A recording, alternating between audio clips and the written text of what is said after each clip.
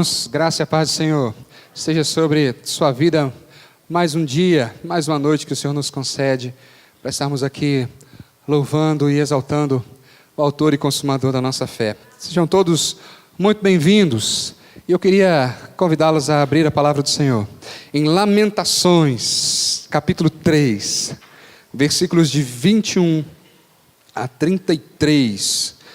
Lamentações, segundo alguns, Lamentações de Jeremias, capítulo 21. Desculpe, capítulo 3, versículo 21, até o versículo 33. Lamentações, capítulo 3, versículo 21, até o 33. Para você achar mais fácil, é só achar Ezequiel e anda um para trás, um livro para trás.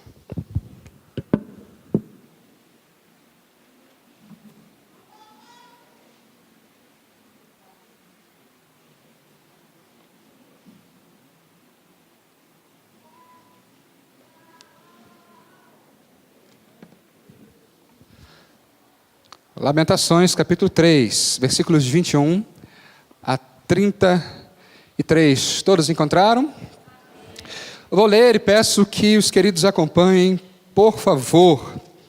A palavra do Senhor nos diz assim: quero trazer à memória o que me pode dar esperança.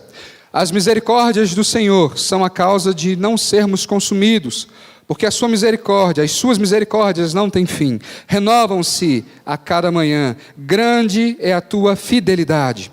A minha porção é o Senhor, diz a minha alma, portanto esperarei nele. Bom é o Senhor para os que esperam por ele, para a alma que o busca. Bom é aguardar a salvação do Senhor, e isso em silêncio. Bom é para o homem suportar o jugo na sua mocidade. Assente-se solitário e fique em silêncio, porquanto esse jugo Deus pôs sobre ele. Põe a boca no pó, talvez ainda haja esperança. Dê a face ao que fere, farte-se de afronta. O Senhor não rejeitará para sempre, pois ainda que entristeça alguém, usará de compaixão, segundo a grandeza das suas misericórdias. Porque não aflige nem entristece de bom grado os filhos dos homens. Vamos orar mais uma vez? Senhor nosso Deus, nós, mais uma vez, levantamos as nossas vozes, dobramos o nosso coração diante do Senhor. Clamamos que a Tua palavra, lida, agora seja exposta ao nosso coração, da mesma forma que nós clamamos, que os nossos corações estejam expostos diante do Senhor. Nós pedimos, te agradecemos, oramos, em nome do Senhor Jesus. Amém. Irmãos, há algum tempo atrás, quando a Petrobras ainda era lembrada por outros assuntos, lançou um slogan, uma frase de efeito, que era: o desafio é a nossa energia. A pergunta primeira que eu faço para você nessa noite, pensando um pouco nisso, é: o que tem sido a sua energia? Qual tem sido a sua motivação? O que tem te motivado a continuar caminhando? Nós cantamos aqui que marcharemos. O que tem motivado você a continuar vivendo? A continuar crendo que o dia de amanhã pode ser tão bom ou melhor do que o dia de hoje? O que te move? O que te dá esperança? Você, assim como eu, deve se lembrar que em 2010... 33 mineiros foram resgatados em outubro, depois de 69 dias soterrados numa mina de ouro e cobre no deserto de Atacama, região norte do Chile. Não sei se você se lembra, ou se você ouviu na época, os 17 primeiros dias que esses mineiros estavam soterrados, eles não tinham comunicação com a superfície. Segundo relatos, os 17 primeiros dias, eles se alimentavam de 2 colheres de atum enlatado, meio biscoito e 1 copo de leite a cada 48 horas. Isso por 17 dias. As equipes do resgate, bem como seus familiares, os familiares dos soterrados, montaram um acampamento na superfície, na região em que eles poderiam ficar, esperando o resgate, esperando a busca, esperando o socorro daqueles homens que estavam ali embaixo. Não sei se você lembra o nome desse acampamento. Alguém arrisca? Acampamento Esperança. Acampamento Esperança. Os familiares e as equipes de resgate estavam ali aguardando ansiosamente alguma resposta daqueles 33 homens que estavam soterrados. Durante todo esse tempo, eles se apegavam a qualquer coisa que lhes pudesse ou lhes desse esperança, que lhes mantivesse viva a chama da esperança. Eles se apegavam a fotos, se apegavam a objetos, se apegavam a roupas. Quando tiveram contatos com a superfície, os familiares mandavam roupas das crianças, fotos, pelúcias, e eles se apegavam àquilo. Desenhos, eles se apegavam àquilo com toda a força, para manter viva a chama da esperança. Isso também nos faz pensar, onde estão armadas as tendas da nossa esperança, quando o mundo parece desabar sobre as nossas cabeças? Onde nós armamos, ou aonde nós nos apegamos, para quem nós corremos, em que nos seguramos, quando a nossa situação, a nossa vida não está tão boa quanto gostaríamos que estivesse. Nós celebramos, comemoramos e nos alegramos 30 anos da organização da Igreja do Vale do Sol aqui.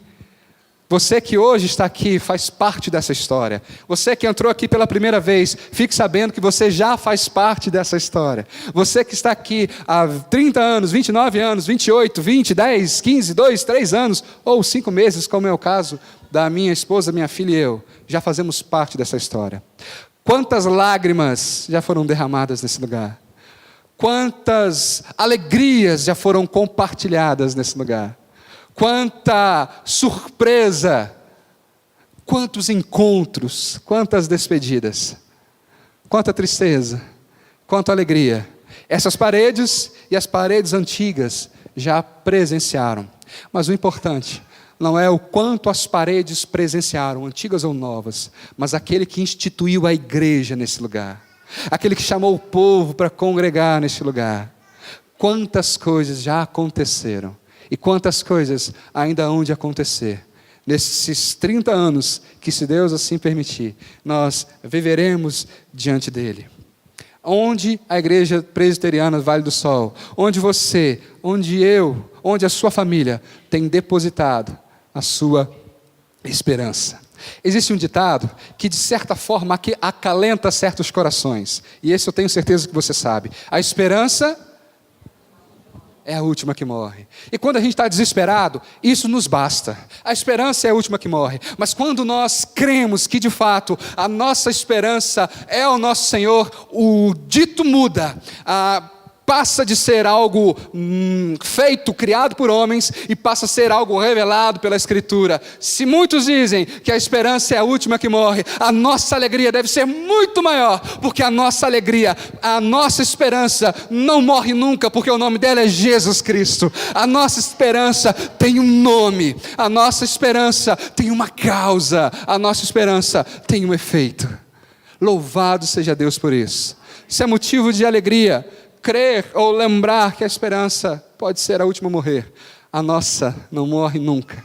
E quando foi dado a possibilidade, o nosso Senhor Jesus morreu, mas não permaneceu morto. O nosso Jesus, a nossa esperança ressuscitou, está viva pelos séculos dos séculos. Louvado seja o Senhor.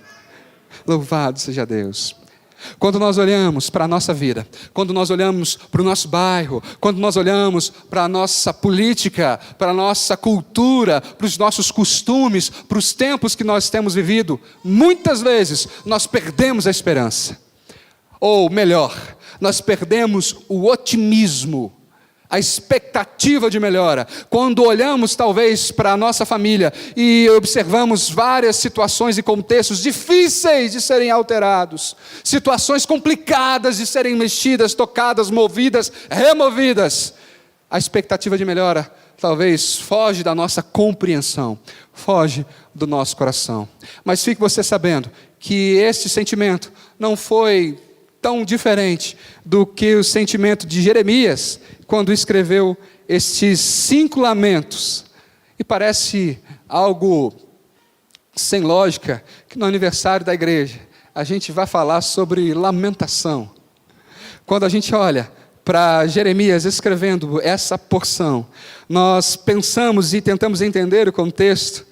Palavras que aparentemente, como você pode observar, versículo 22, o homem de Deus, o profeta, dizendo: as misericórdias do Senhor são a causa de nós não sermos consumidos, porque elas não têm fim, elas renovam dia após dia, grande é a fidelidade do Senhor, a minha porção é o Senhor, por isso esperarei nele.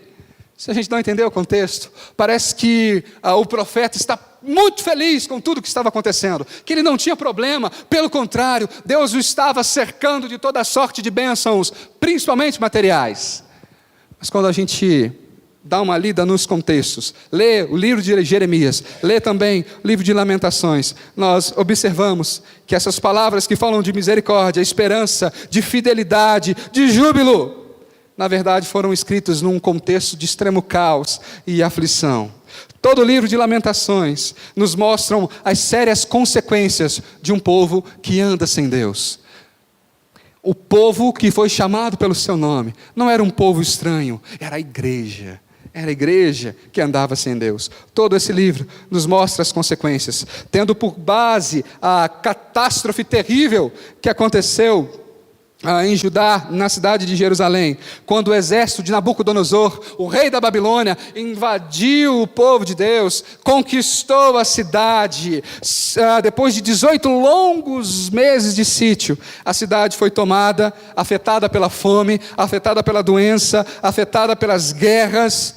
Quando foi finalmente tomada, foi incendiada, demolida e quase que totalmente devastada. Foi uma ocasião trágica, muito dolorosa para o povo judeu.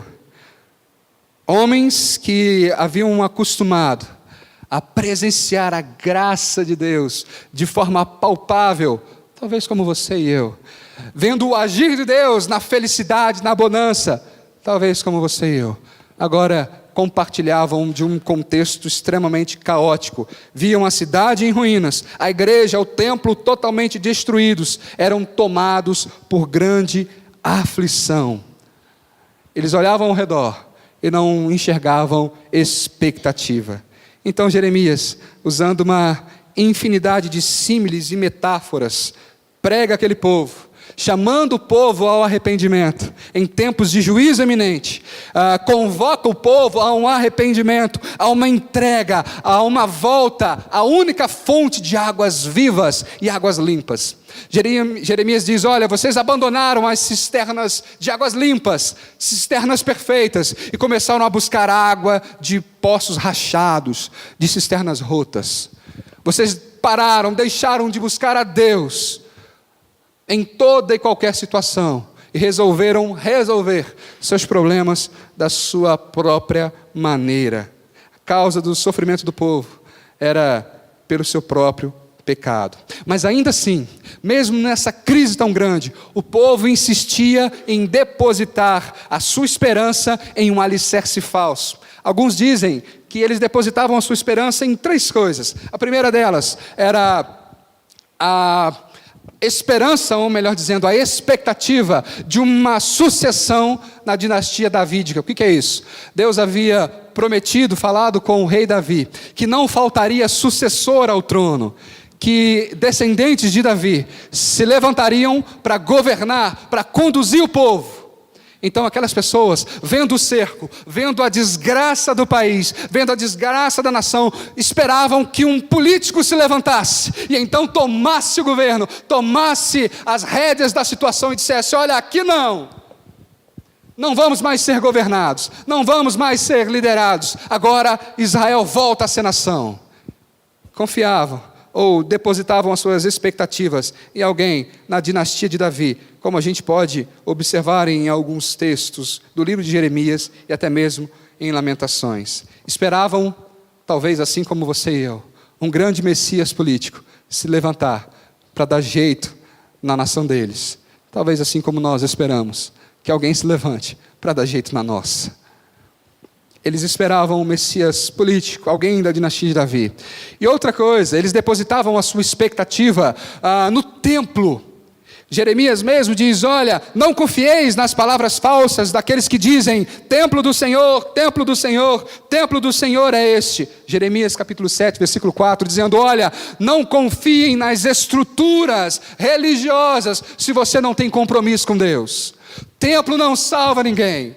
Quem salva é aquele que habita não no templo, mas no coração daqueles que vão ao templo. Religiosidade, compromisso religioso, frio e morto, não é isso que o Senhor quer. Não é nisso que o Senhor deseja que nós coloquemos a nossa confiança, a nossa esperança, a nossa expectativa. Igreja, estrutura, não é capaz de salvar-nos. O que manteve Vale do Sol esses 30 anos, o que manteve a sua vida esses 30 anos, e o que manteve a sua vida até aqui, foi muito mais do que estruturas, embora elas sejam extremamente importantes. Mas o Senhor delas é que precisa ser o alicerce da nossa confiança, da nossa esperança. Eles ainda colocavam a sua expectativa na intervenção de uma nação vizinha. E qual era essa nação? O Egito, que tantas vezes foi contra o povo de Deus, quantas vezes se levantou contra ou como um inimigo do povo do Senhor.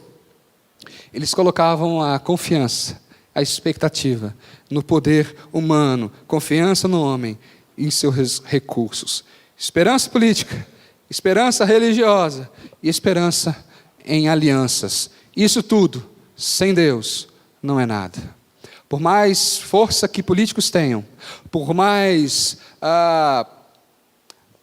rituais que os sistemas religiosos tenham, por mais poder e influência que homens e nações tenham, sem Deus, nada podemos fazer, nada eles podem fazer. Jeremias, então, vai escrevendo, e do primeiro capítulo, versículo 1, até o capítulo 3, versículo 18, Jeremias vai falando de uma grave e séria desesperança. E então ele muda a perspectiva, e a partir do capítulo 3, versículo 19 até o 39, ele fala que há algo diferente em meio ao sofrimento. Há algo diferente nessa história. Há algo que cabe até mesmo no mais profundo lamento, na mais profunda tristeza do nosso coração, no mais terrível dos nossos dias. Existe algo que deve ser lembrado. Jeremias, nesse momento específico, deixa de olhar para a sua própria miséria para lembrar da grandeza de Deus. Deixa de olhar para a sua pequenez, para a sua incompetência, para a sua impotência e começa a olhar para a grandeza de Deus, para a capacidade de Deus, para a glória de Deus, para o poder de Deus, para a soberania de Deus. E ele entende, e ele percebe nuances de graça, misericórdia e bondade, mesmo na mais terrível crise que eles estavam passando. E eu queria rapidinho, bem objetivo, já aplicando com vocês, 3 coisas que eu gostaria que você e eu, que nós como igreja, nos lembrássemos para que a nossa esperança seja sempre avivada. Devemos lembrar, para a nossa esperança ser avivada, independente do tempo, mesmo em tempos de crise, lembre-se da misericórdia, da compaixão e fidelidade de Deus. Veja comigo, por favor, capítulo 3, versículo 21, quando Jeremias diz: quero trazer à memória o que me pode dar esperança. Ele não está dizendo: olha, eu não quero apenas lembrar, mas eu quero trazer ao meu coração, que tudo isso venha, suba, chegue até o mais íntimo do meu ser, e tome conta da minha vida, que conduza os meus passos, que molde o meu pensamento, que trabalhe dentro do meu coração, que paute as minhas decisões, que eu traga à memória, que eu leve e eleve ao mais profundo do meu ser aquilo que pode, de fato, me trazer a esperança. E a primeira, lembre-se da misericórdia, compaixão e fidelidade de Deus. Jeremias diz: as misericórdias do Senhor são a causa de não sermos consumidos, porque porque as suas misericórdias não têm fim, renovam-se cada dia, grande é a tua fidelidade. Eu digo lembre-se, porque eu sei que você sabe, eu sei que você muitas vezes já apalpou a fidelidade, a misericórdia e a compaixão de Deus. Eu sei, mesmo sendo a primeira vez que você ouviu essas palavras, eu sei que essa não é a primeira vez que você percebe, sente, toca a graça e o agir de Deus na sua vida. Quer um exemplo? É possível sentir tudo isso na alegria de família, de estar em família, na alegria de um filho, na alegria de um pai. É possível compartilhar essa fidelidade, essa compaixão, essa misericórdia de Deus, quando Deus sustenta, quando observamos Deus sustentando e cuidando da nossa vida nos pequenos detalhes, naqueles cantinhos, naqueles lugares que só você e Deus conhecem, nas coisas boas que você já aproveitou da vida, dos livramentos que Deus já te deu, das bênçãos que Deus já te deu, das coisas que Ele já fez por você e em você e através de você, das coisas que nós nem sabemos. O fato de você estar aqui hoje comprova isso que eu estou falando, gente. Eu não estou tirando isso de trás da orelha, não. Você está sentado aqui, é sinal da graça de Deus. É Deus deixando, olha, eu vou deixar Ele respirar um pouquinho mais do meu ar. Eu vou deixar Ele botar um pouquinho mais o pé na terra que eu criei. Eu vou deixar Ele botar uma roupa bonita, ela botar uma roupa bonita e vir para a igreja. Eu vou deixar Ele sentir essas coisas, ver essas coisas, ter alegria.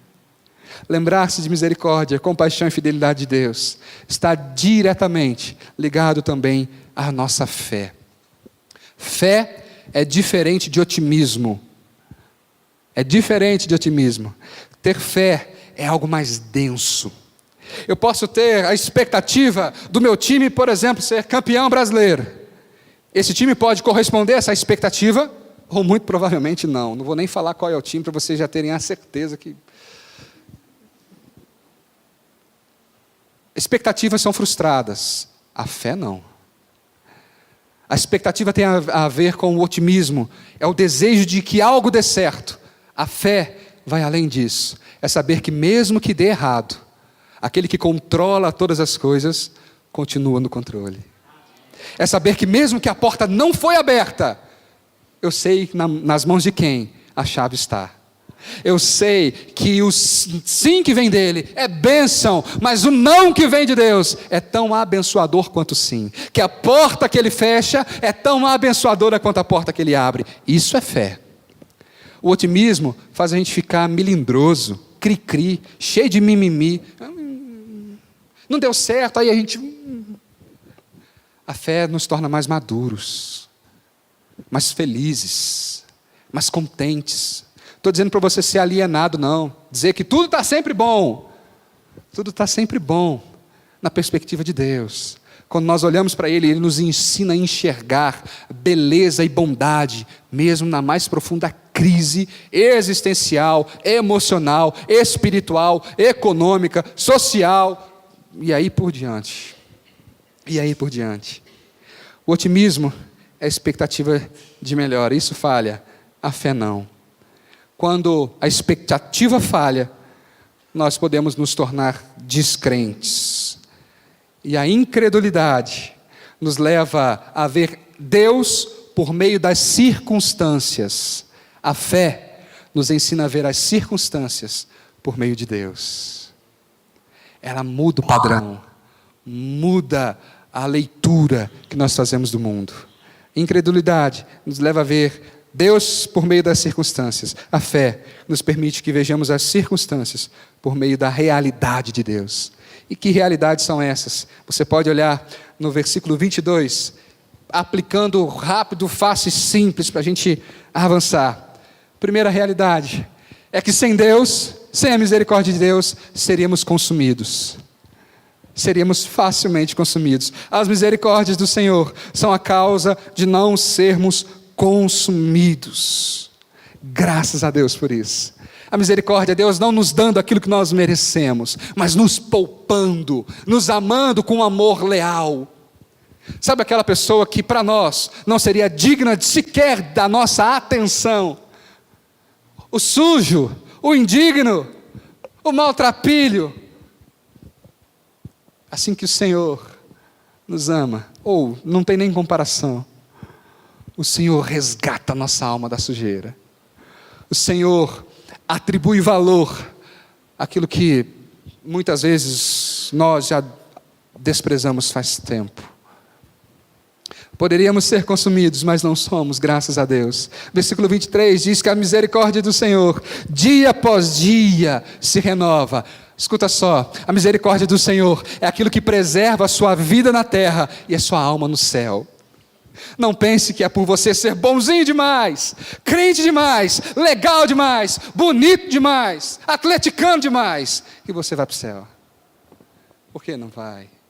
Não pense porque você vem a todos os cultos, que você tem um compromisso joia, que você é um bom marido, uma boa esposa, que você é um bom filho, que você é um bom amigo, que isso te garante a entrada franca ao céu. Porque se não for por Deus, isso faz parte, tá, gente? Isso faz parte. Fomos salvos para isso. A oportunidade que nos é dada é para isso. Termos uma vida transformada, mas transformada por Deus, não pela nossa própria força, pela nossa própria vontade. A misericórdia do Senhor, que se renova todos os dias, e merecida de cada um de nós, é que mantém a nossa vida na terra e a nossa alma no céu. Versículo 23 ainda nos diz que elas se renovam cada manhã. Grande é a fidelidade do Senhor. Grande é a fidelidade do Senhor. É algo que não se perde, é algo que não muda, é algo que não se pode ser lançado fora. Agindo Deus, quem impedirá? Se Deus é por nós, quem será contra nós? Ele é o Deus da aliança, Ele é fiel a essa aliança. Mesmo quando nós não cumprimos a nossa parte, Ele cumpre a dele e nos ajuda, nos traz de volta, nos restaura, nos capacita, nos perdoa, nos fortalece, para que algo seja consertado, restaurado em nossos corações. O pastor americano A.W. Tozer chamou esperança de alquimia divina, que transforma o metal ignóbil da adversidade em ouro. É a mágica de Deus, que transforma aquilo que não é nobre em algo puríssimo, precioso, aproveitável. Quantas coisas fez o Senhor por eles? Quantas coisas fez o Senhor por você? Quantas coisas o Senhor ainda há de fazer por você? Lembre-se, avive a esperança no seu coração das misericórdias do Senhor. Tenho certeza que Jeremias pode ter algum momento pensado naquilo que o Senhor fez lá atrás. Quando o Senhor salvou e abençoou Abraão, salvou e abençoou Noé, quando o Senhor tirou o povo do Egito, quando o pessoal deu várias vitórias ao povo caminhando pelo Egito, povo de Israel, aos profetas, quantas coisas Deus fez por você. Quantos lugares só Ele poderia ter ido, com você e em você. Quantas conversas, mesmo sem palavras, vocês já tiveram. Quantas lágrimas, quanto choro, mesmo sem palavras, choro só de soluço, vocês já tiveram.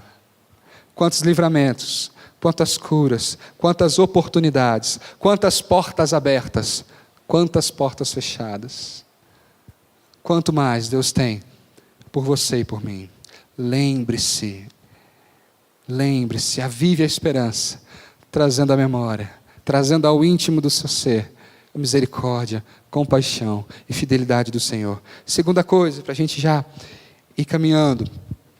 Versículo 24 nos diz: a minha porção é o Senhor, diz a minha alma, portanto esperarei nele. Queridos, lembre-se que o Senhor é a nossa porção. Aqui nos remete a tribo de Levi, que era sustentada, ela não tinha um trabalho, as outras tribos trabalhavam e sustentava toda essa tribo. Quando nós pensamos que o Senhor é a nossa porção, nós entendemos que Ele nos dá nem mais e nem menos, não do que merecemos, Não porque merecemos, mas porque Ele é gracioso, Ele nos é suficiente. E se o Senhor é a nossa herança, como o Salmo 73 diz, se o Senhor é o nosso quinhão, como o Salmo 142 diz, então nós somos fortalecidos por aquilo que não pode ser consumido, por aquilo que não pode ser destituído, por aquilo que não pode ser destruído. A nossa esperança está alicerçada, firmada em algo que não se abala, que não muda, que não acaba, que não seca, que não é roubada, muito menos perdida. Nós vivemos um tempo de crise tremenda, um tempo de instabilidade, um tempo em que nós estamos acostumados a apenas consumir as coisas, um consumismo extremo. Consumimos bens, consumimos relacionamentos, consumimos espiritualidade, consumimos de tudo. Nós deixamos de ser, muitas vezes, adoradores, filhos de Deus, e passamos a ser usuários de Deus, usuários da religião. Queremos uma vida autônoma, sem leis, sem regras. Não, na verdade nós não queremos isso. Nós queremos ditar as nossas próprias regras e escrever as nossas próprias leis. Queremos ser senhores da nossa própria vida, senhores dos nossos destinos. Ao mesmo tempo que nós possuímos as coisas, mas damos plena liberdade para as coisas nos possuírem também. Entregamos o nosso coração muito fácil, nos rendemos muito fácil, nos entregamos a ideologias fluidas e passageiras, a valores temporais, a coisas que fluem e escorregam entre os nossos dedos. Nós trocamos o que é certo pelo que dá certo. Abrimos mão daquilo que é certo por aquilo que dá certo. Negociamos. Abrimos mão do certo pelo muito, muito duvidoso. Muito duvidoso. Mas Deus, de fato, é a nossa fonte eterna de força, a nossa esperança e bênção, como o Salmo 46 nos diz. O Senhor, ainda que as circunstâncias mudem, bem como os nossos sentimentos diante dessas coisas, Ele sempre permanece bom, Ele sempre é o mesmo, amoroso, misericordioso. O nosso Senhor não muda, Jesus Cristo é o mesmo, ontem, hoje e eternamente, a despeito do que você pensa, a despeito do que você faz, a despeito do que você acha ou deixa de achar. Não é o Senhor que precisa se adequar a você. Não é Deus que precisa encontrar um lugar em você. Nós é que precisamos entender que Ele é tudo, que Ele é o alicerce da nossa esperança, que Ele é a nossa porção exata. Ele sabe o detalhe da nossa ansiedade. Ele sabe aquilo que angustia o seu e o meu coração. Ele sabe a dor da sua saudade. Ele sabe a profundidade e a intensidade da sua ira. Ele sabe o ardor dos seus desejos. Ele conhece você muito melhor do que o seu melhor amigo, dos seus pais, do que até você mesmo. Ele é a nossa porção exata. Reavive a sua esperança, lembrando disso. O Senhor é a nossa porção exata. Última coisa para a gente encerrar. Versículo 25 em diante, nos diz: bom é o Senhor para os que esperam por Ele, para a alma que o busca. Bom é aguardar a salvação do Senhor, e isso em silêncio. Bom é para o homem suportar o jugo na sua mocidade. Assente-se solitário e fique em silêncio, porquanto esse jugo Deus pôs sobre ele.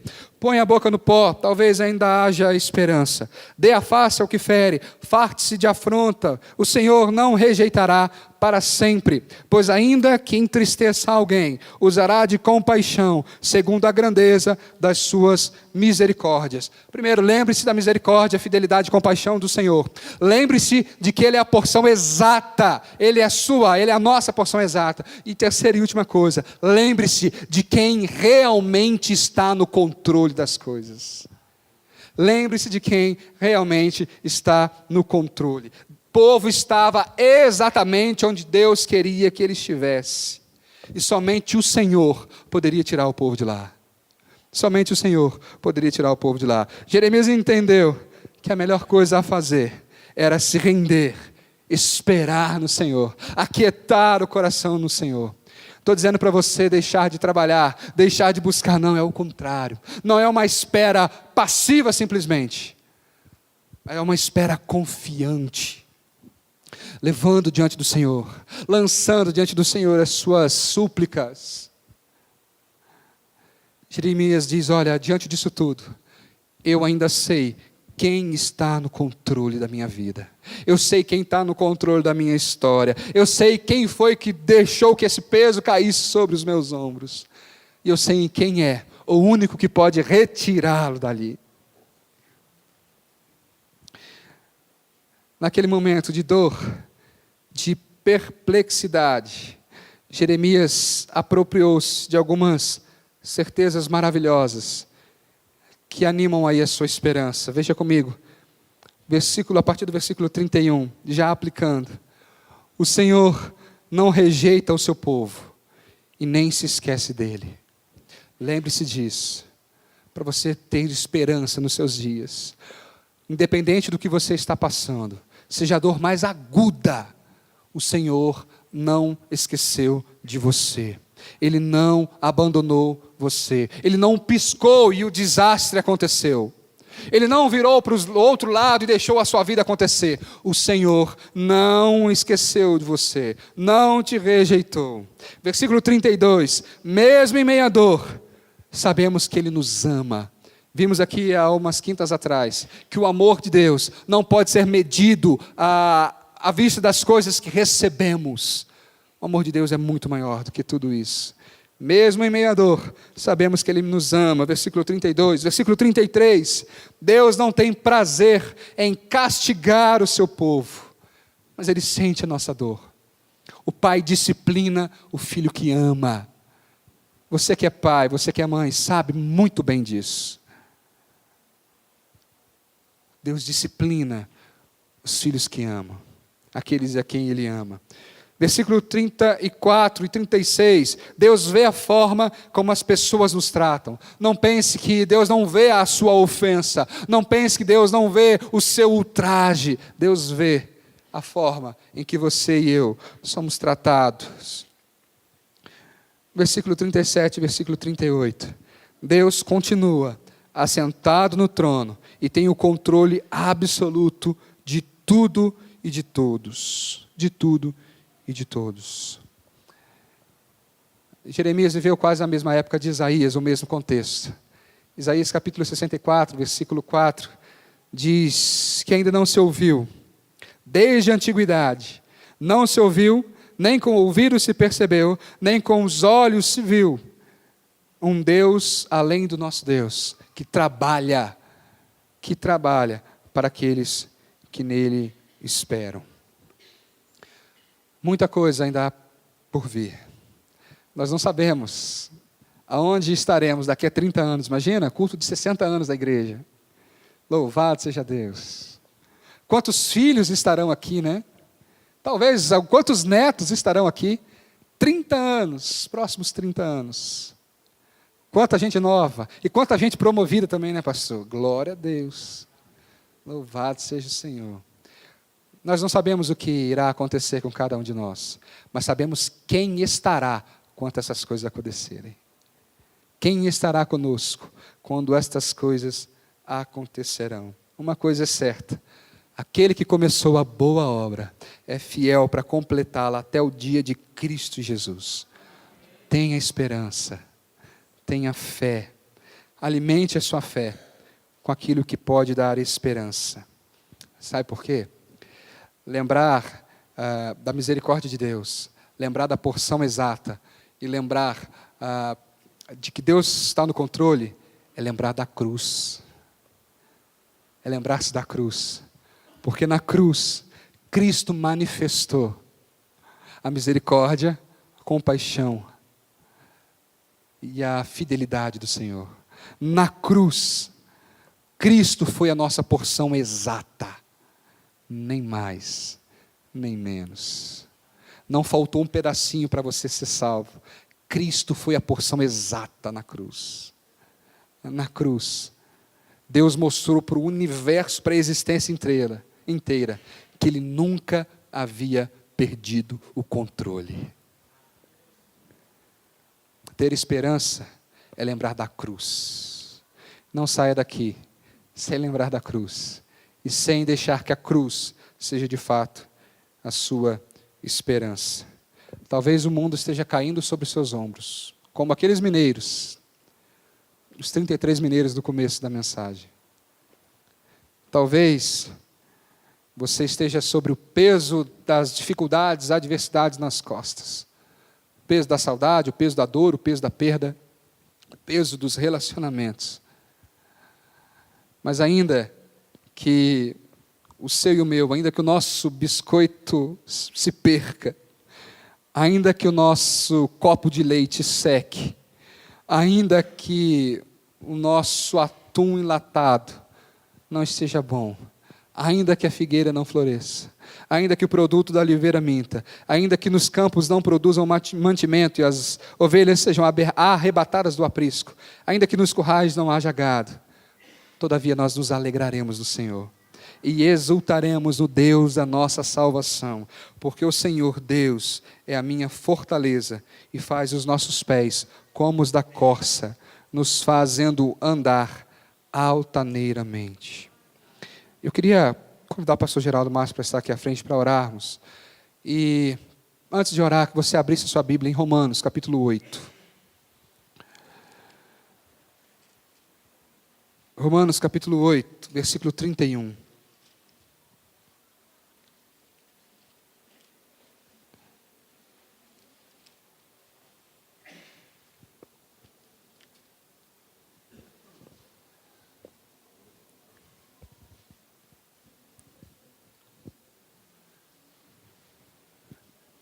Romanos 8, 31 em diante diz assim: que diremos, pois, à vista dessas coisas, ou seja, dessa eleição graciosa do Senhor? Se Deus é por nós, quem será contra nós? Aquele que não poupou o seu próprio filho, antes por todos nós o entregou, porventura não nos dará graciosamente com ele todas as coisas? Quem os condenará, diz o versículo 34, é Cristo quem morreu antes, quem ressuscitou, o qual está à direita de Deus e também intercede por nós. Quem nos separará do amor de Cristo? Será tribulação, angústia, perseguição, será fome, nudez, perigo ou espada? Versículo 37, em todas essas coisas, porém, somos mais do que vencedores por meio daquele que nos amou. Porque eu estou bem certo, não é otimismo, é fé. Eu estou bem certo de que nem a morte, nem a vida, nem os anjos, nem os principados, nem as coisas do presente, nem do porvir, nem poderes, nem altura, nem profundidade, nem qualquer outra criatura poderá nos separar do amor de Deus que está em Cristo Jesus, o nosso Senhor. Que você saia daqui hoje cheio de esperança, em nome de Jesus. Amém. Amém. Irmãos, há 21 anos atrás, eu pisei pela primeira vez nessa igreja. A minha vida era um misto de nada com coisa nenhuma. Eu era um bandeirante do nada, um desbravador de coisa nenhuma. Deus usou essa igreja como instrumento dele para transformar a minha vida e transformar a vida da minha família. A minha situação era bem parecida com a de Jeremias. Quero trazer à memória o que pode me dar esperança. Eu não sei como está a sua vida. Talvez esteja como a minha. Esteve há 20 e tantos anos atrás. Uma mistura de nada com coisa nenhuma. Talvez você entrou aqui esta noite sem esperança. Talvez você entrou aqui esta noite sem certeza de vida eterna. Eu queria fazer 2 convites para você. Se você ainda não recebeu a Cristo como seu Senhor e Salvador, eu queria que você fizesse um exercício de fé esta noite. Que você abrisse o seu coração e recebesse a Cristo como Senhor e Salvador da sua vida. Não foi essa igreja que mudou a minha vida. Essa igreja que não tem o poder de mudar a vida de ninguém. O único ser que tem o poder de transformar, de mudar a nossa vida, o nome dele é Jesus de Nazaré. Jesus Cristo. Segundo, talvez você também já é um cristão. Talvez você já se entregou a Cristo, mas está vivendo assim sem esperança, tipo o profeta Jeremias, desanimado. Eu não sei se os irmãos sabem, mas jeremiar é um verbo, está na língua portuguesa. Por causa de Lamentações, Jeremias virou um verbo. Eu jeremio, tu jeremias, ele jeremia, nós jeremiamos. Que tal nós deixarmos de jeremiar esta noite? Que tal nós colocarmos diante do Senhor aquilo que tem gerado angústia, tristeza, desesperança na nossa alma? Queria que você curvasse a sua fronte agora, meu irmão, minha irmã, e que você fizesse primeiro a sua oração. Se você ainda não é um crente em Jesus Cristo, que você entregasse a sua vida ao Senhor essa noite, que você abrisse o seu coração e fizesse uma oração: Senhor Jesus, entra na minha vida, entra no meu coração, me batiza com teu Espírito essa noite. Eu quero ser lavado e remido no teu sangue. Eu quero receber hoje, aqui, neste lugar, o passaporte para a eternidade. Segundo, Senhor, eu estou teu servo, mas eu estou desanimado demais. Eu perdi a esperança. E eu quero esta noite trazer à memória aquilo que pode me dar esperança. Peça que o Senhor encha, inunde, faça uma transfusão de esperança no seu coração esta noite. É a sua oração. A sua oração. Nós cremos que nós não precisamos de intermediário humano entre Deus e o homem. Nós cremos que só há um mediador entre Deus e os homens, Jesus Cristo. Peça a tua oração em nome dele, oração sua, com as suas palavras. Exponha a sua alma diante dele esta noite. Abra o seu coração diante dele. Depois de uns 2, 3 minutos, eu quero orar com você e por você esta noite.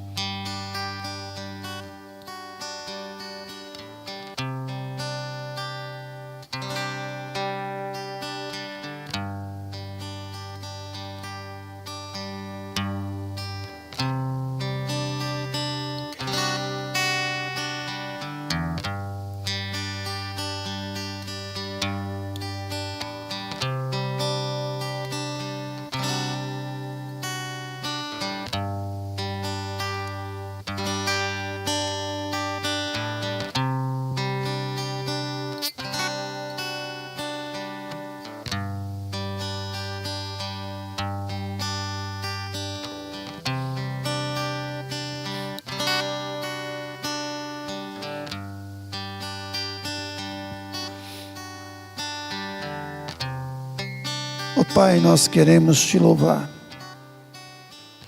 nós queremos te agradecer. Primeiro, porque a sua misericórdia não tem fim, como diz a tua palavra, e ela se renova a cada manhã. Nós queremos te agradecer, ó Pai, porque o Senhor enviou Jesus Cristo, ó Pai, que é a nossa esperança,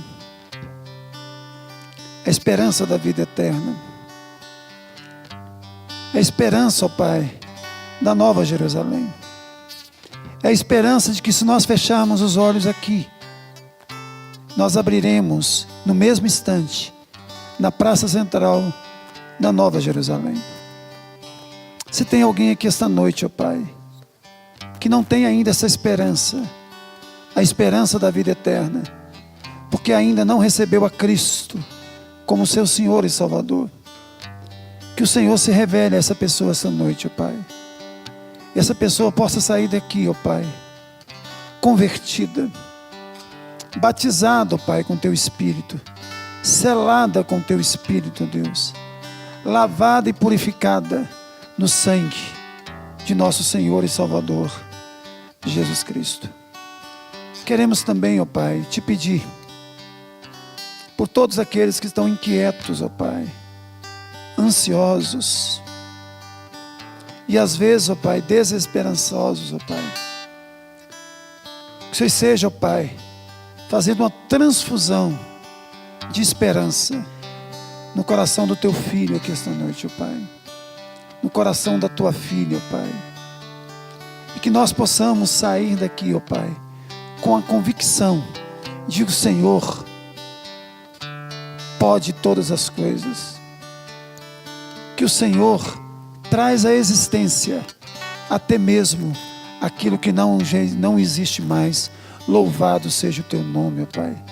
Que nós possamos sair daqui, ó Pai, com a certeza de que o Senhor é aquele que trabalha para aquele que no Senhor espera. Faça isso no meio do teu povo, Pai. É a nossa oração.